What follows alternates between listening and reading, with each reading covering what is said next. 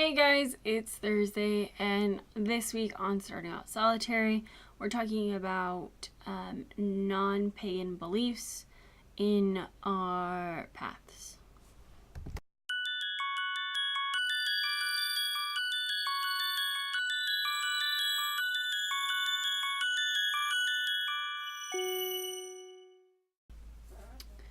So, this week we're talking about non-pagan things that we've taken into our own personal practices.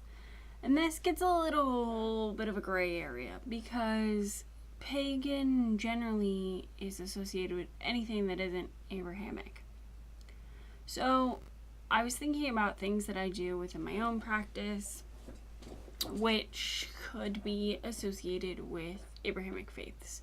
So the first thing I thought of is fasting, which is seen in Judaism and Islam and Christianity. And so I was looking at the historical background of fasting, but it's not just an Abrahamic thing. So I'm going to read some of this. So obviously it's big in Christianity, Judaism, but it's also practiced in Buddhism and Hinduism, which aren't necessarily pagan, but pagan generally implies that it's not monotheistic, and both of those aren't really.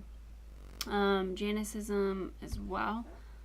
And so I can't really consider that non-pagan as a widespread perspective. So then I continued to think about some other things that I do that could be considered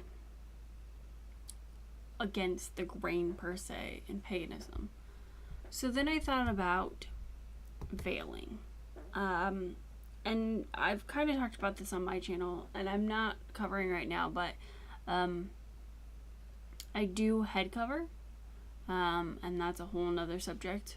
But so when I think of head covering, I think of Orthodox Jewish women. I think about, obviously, Muslim women, Orthodox Christianity, things of that nature. However, in researching it, women in Mesopotamia and Greek and Persian empires before Abrahamic faiths also covered as a sign of high status. And so while it's not the same as far as like religious connotation, I was thinking about it some more, and then the Vestal virgins came to mind, who were priestesses of Vesta, who is Greek or Roman. I'm not entirely sure. It's not really my forte. However, that's a pagan society, and so that also fits within paganism. And so I was thinking some more about personal things that I do that could be considered from the Abrahamic faiths. So I don't eat pork. I don't really eat shellfish either. But that's a long story.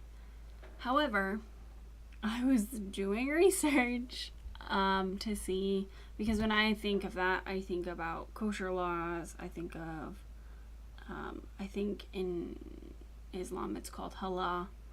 And so I was kind of looking at the taboos and things like that. While there are a lot of Abrahamic faiths that do that because of Deuteronomy and Leviticus and the laws that are attributed to that,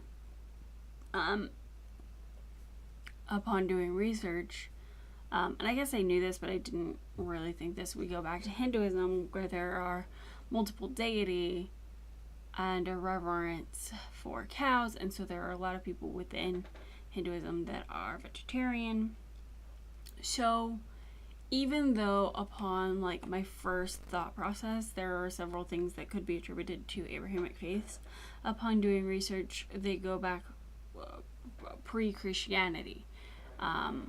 And so I think in my mind, they don't necessarily fit. However, I think when I head cover, most people think that I'm Jewish or Muslim, or when I refrain from eating pork, especially when I'm wearing head covering, people tend to think Jewish or Muslim. So I guess that those would be considered some practices that don't necessarily come off as pagan at first glance. However, when you go back to the historical process of kind of the times that they've happened and all of that, they predate Christianity. And the same thing with fasting. Fasting is really prevalent, especially in Islam, for entirely the month of Ramadan. I don't do a whole month, but I mean, even fasting dates pre-Christian. And so for me, thinking back over this timeline, a lot of religions, I guess, have kind of borrowed from one another. Christianity borrows from pre-Christian communities, and then neo-paganism borrows from some Christian concepts as well as pre-Christian concepts, and so it's very hard sometimes to find that line. And I think at the end of the day, regardless of what you call anything or where you pull anything, if it adds to your practice in a positive manner for you, or if it creates unity or understanding for yourself and how you perceive the world, I say mesh on. I mean, I don't necessarily consider myself a religious mesher. I tend to keep practices separated, but that's for my own personal understanding. So that's kind of my tidbit, and I will see you guys next Thursday.